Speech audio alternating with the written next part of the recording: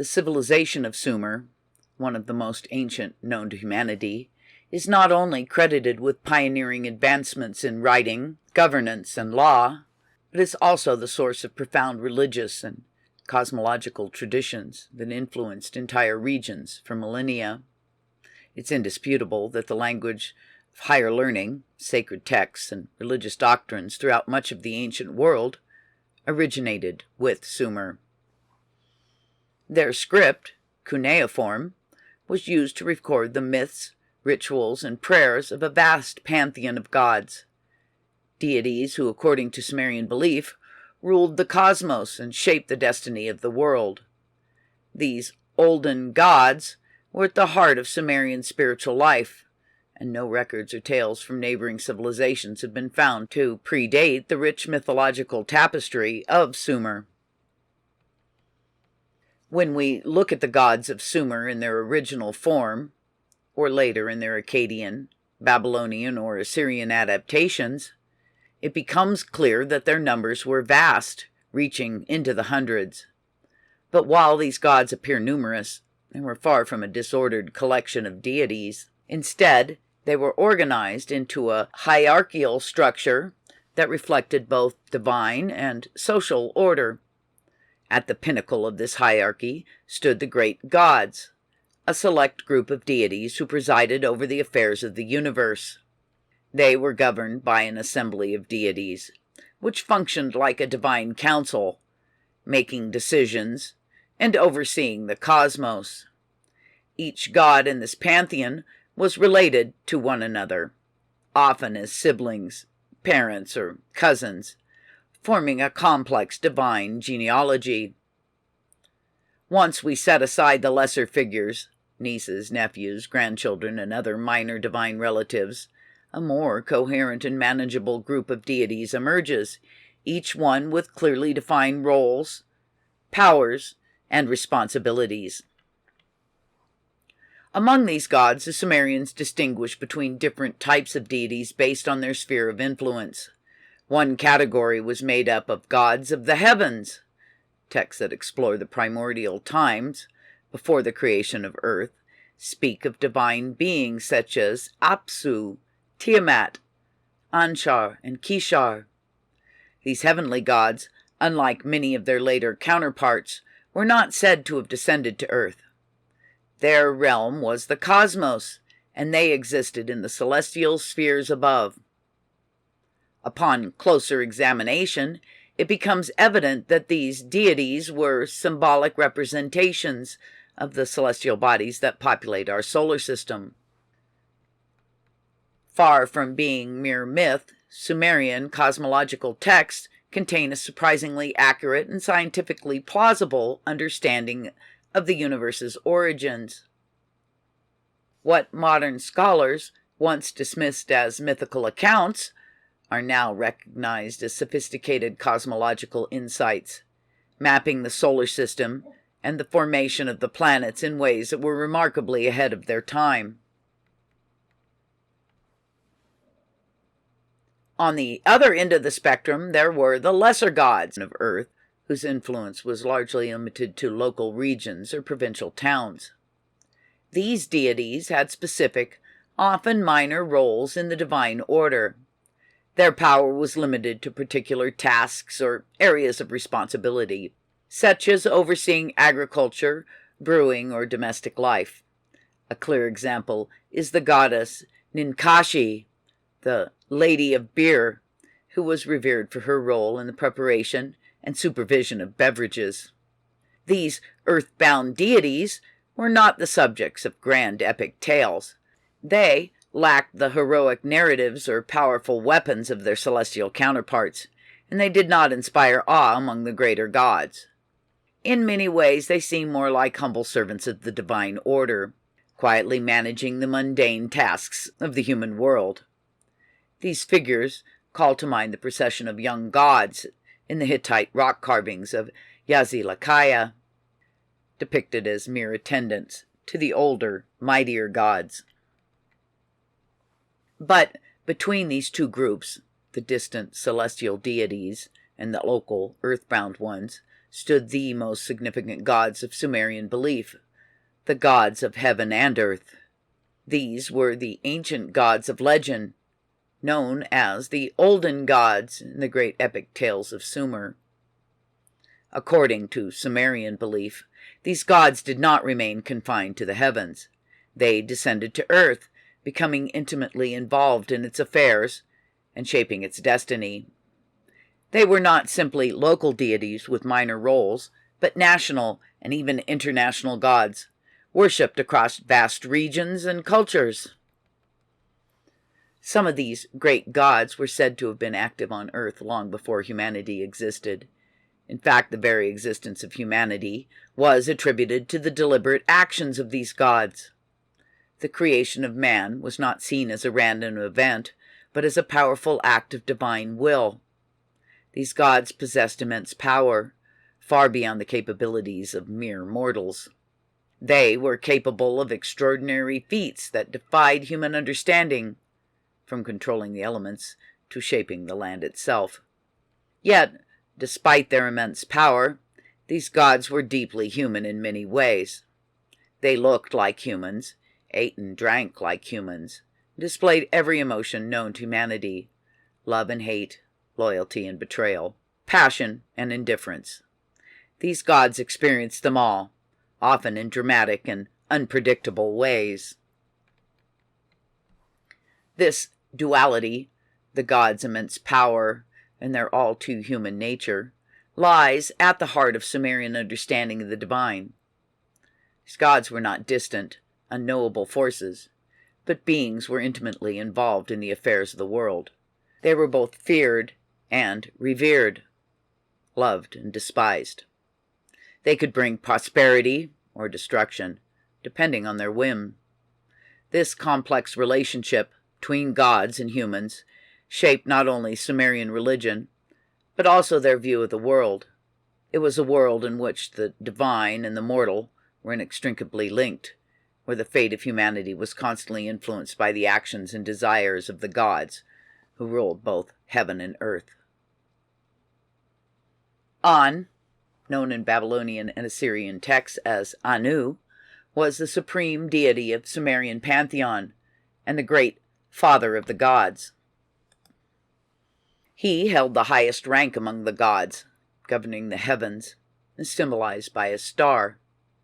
This celestial symbol, which stood for Anu, the heavens, and divinity, persisted throughout the evolution of Sumerian writing, from pictographic to cuneiform scripts. Anu's primary residence was in the heavens, where he ruled as the king of the gods. His palace was described with grandeur in Sumerian texts, complete with majestic gates guarded by divine beings associated with truth and life. The details of Anu's heavenly abode and his interaction with the other gods were meticulously documented, emphasizing his central role in divine assemblies and decisions. Occasionally, Anu descended to earth, either in times of crisis, on ceremonial visits, or for specific divine purposes. His ceremonial visits were grand affairs, accompanied by ritual and pageantry. For instance, during a state visit to Uruk, Anu and his spouse Antu were honored with elaborate ceremonies. The temple dedicated to Anu in Uruk, known as Ana, House of Anu, was renowned for its grandeur, described as a sanctuary with lofty presence and irresistible allure. The rituals for Anu's visits include meticulous preparations and celebrations. Priests and officials would conduct ceremonies to honor the deity, including offerings, libations, and prayers.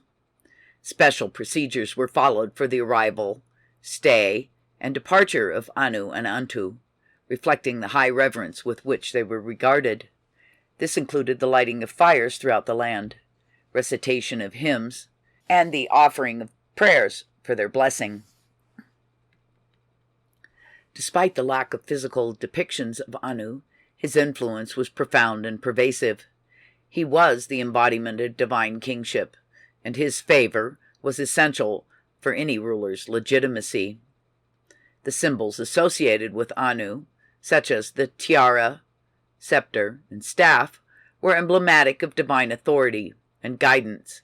Even though any physical representation of Anu might be absent, his essence pervades the iconography and symbolism associated with kingship throughout history, symbolizing the divine right to rule and the flow of authority from the heavens.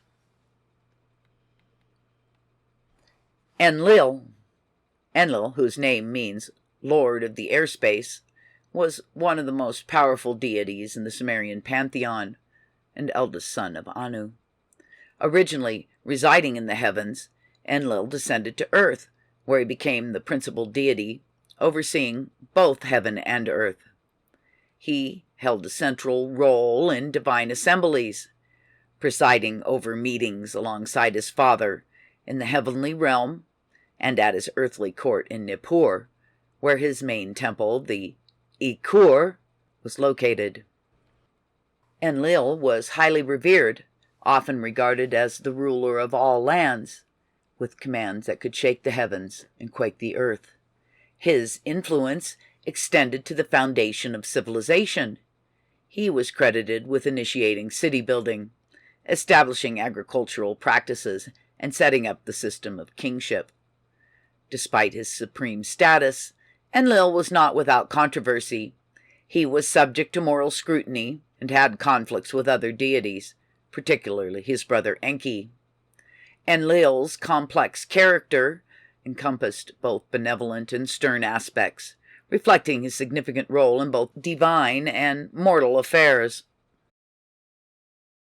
Enki, also known as Ea, was the third major deity in the Sumerian pantheon and another son of Anu. He was primarily associated with the waters, including the seas and freshwater, earning the title Lord of the Salt Waters. Enki's role was crucial in transforming Sumerian marshlands into productive land by overseeing canal construction and draining wetlands, which significantly contributed to the region's development. Enki was celebrated for his wisdom and creativity, credited with introducing various aspects of civilization, such as brickmaking, metallurgy, and agricultural techniques. He was seen as the benefactor of humanity, often acting against the decisions of Enlil and playing a pivotal role in the creation of mankind. His actions frequently involved defying Enlil's orders, reflecting ongoing tensions and rivalries among the gods. Enki's legacy was marked by his innovative contributions and his complex relationship with his divine family. Ninhursag, also known as Lady of the Mountainhead, was a prominent deity and the daughter of Anu, though not by his primary consort Antu. This detail about her parentage is significant in the context of successional rules, paralleling practices seen in historical texts, where a son from a half-sister could be considered more legitimate heir than a son from an unrelated wife. This principle is mirrored in some ancient Near Eastern customs, where a preferred wife, often adopted as a sister, could ensure her offspring's position as legal successor. Ninhursag's domain was the land of Dilmun, described as a pure place in ancient texts. She was revered for her role as the chief nurse and caretaker, with her name, Ninti, translating to both Lady of Life and Lady of the Rib, hinting at biblical parallels with Eve, who was created from Adam's rib. Enki, seeking to secure a male heir, initially attempted to conceive a child with Ninhursag, but only fathered daughters. His subsequent attempts with his own daughter and granddaughter also resulted in female offspring. Eventually, Ninhursag placed a curse on Enki for his persistent efforts, which led to illness. Despite this, she later lifted the curse, reflecting her integral role in both divine and human affairs. Ninhursag was often depicted as a nurturing figure, symbolized by the cutter, a tool used by midwives. Her role in creation and life-giving was central to her worship, and she was revered as the mother goddess, embodying the essence of nurturing and fertility in both the divine and mortal realms. Enlil, Enki's brother, secured a rightful heir through his sister Ninhursag. Ninurta, meaning Lord who completes the foundation. Ninurta was a heroic warrior known for his battle skills and possession of a weapon that could shoot bolts of light. His spouse, Bau, was noted for her healing abilities. Ninurta's greatest battle was against the god Zu, who had stolen the Tablets of Destiny, thus usurping Enlil's divine powers. Zu's betrayal caused chaos, and Anu, the chief god, declared that Zu must be defeated to restore order. Despite the god's initial reluctance due to Zu's new power, Ea suggested Ninurta take on the challenge. Ninhursag urged Ninurta to fight Zu fiercely, stressing the personal stakes involved.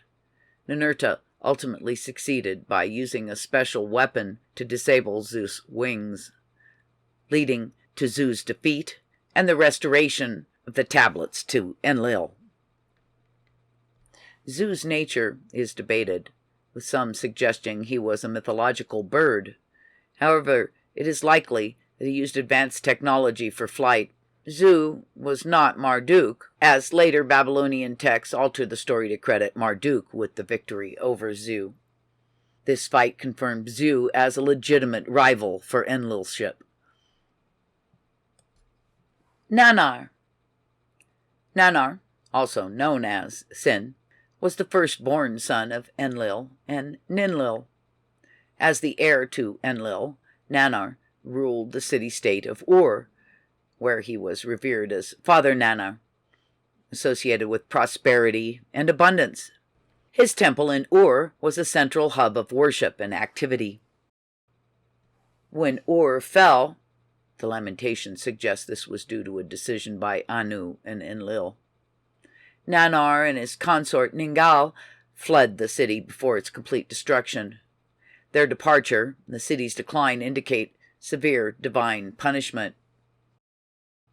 The possibility that Nanar may have been Zu, a god with the flying machine, is suggested by similarities in name and attribute. Nanar was exiled but later restored to power in Haran, where he continued to be worshipped. His return was marked by miracles. His son, Nabunead, with Sin's help, became ruler of Sumer and Akkad. Nanar's children, Inanna and Utu, Samash, also played important roles. Utu, associated with justice and law, was honored as the sun god, while Anana was his close twin. Utu's city, Sippar, was known for its justice system, and his virtues mirrored those of later wisdom texts. Inanna, also known as Ishtar, is extensively documented in ancient Mesopotamian texts, inscriptions, and depictions. A 13th century BC king rebuilt her temple in Sippar, but her primary city, Uruk, held ancient stories about her. Known as Venus, Aphrodite, Astarte, and other names across cultures, she was a major deity of love and war. Originally from the distant land of Arata, Inanna sought to dominate Uruk, where the great temple of Anu was located. She persuaded Enmerkar, the king of Uruk and her great-nephew, to make her the goddess of Uruk instead of Arata. Inanna's ambitions included acquiring divine knowledge from Enki in Eridu, using her charm to gain secrets of civilization. She successfully secured these secrets and returned to Uruk. Frequently depicted in provocative poses, she was also known for her romantic pursuits, as seen in her interactions with Gilgamesh. As she rose in power, Inanna took on a more martial role, leading armies and advising kings. However, her status was challenged by the rise of Marduk, leading to altercations in her cult, as described by Nabu-Nayad. Anana married Dumuzi, a son of Enki, and their tumultuous relationship is featured in many ancient texts, including her dramatic descent into the lower world to retrieve her husband from her sister Ereshkigal.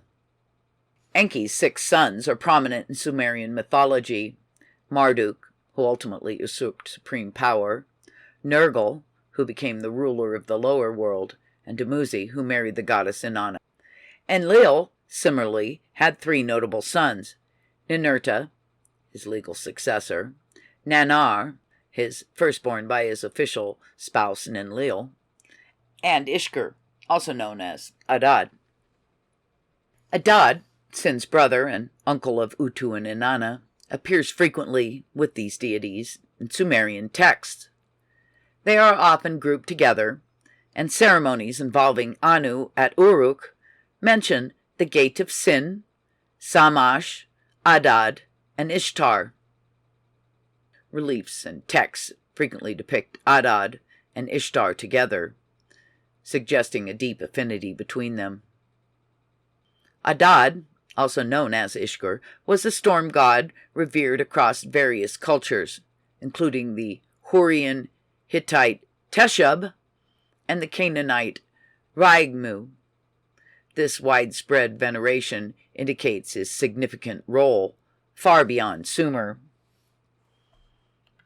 It suggested that Enlil, concerned about ongoing divine conflicts and rivalries among his sons, appointed Ishkur to a remote domain to keep him away from succession struggles and battles among the gods.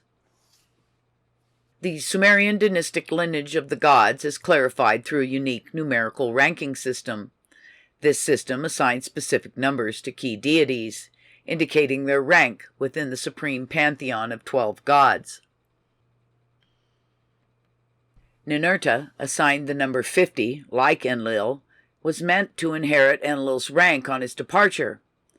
When Marduk claimed the position of Enlil, he demanded the 50 names to signify his new rank. There were many other gods in Sumer, children and grandchildren, nieces and nephews of the great gods. There are also several hundred rank-and-file gods called Anunnaki, who were assigned, one may say, general duties, but only 12 made up the Great Circle. For more in-depth information on these gods, please check out our companion series, Our 3,000 Gods.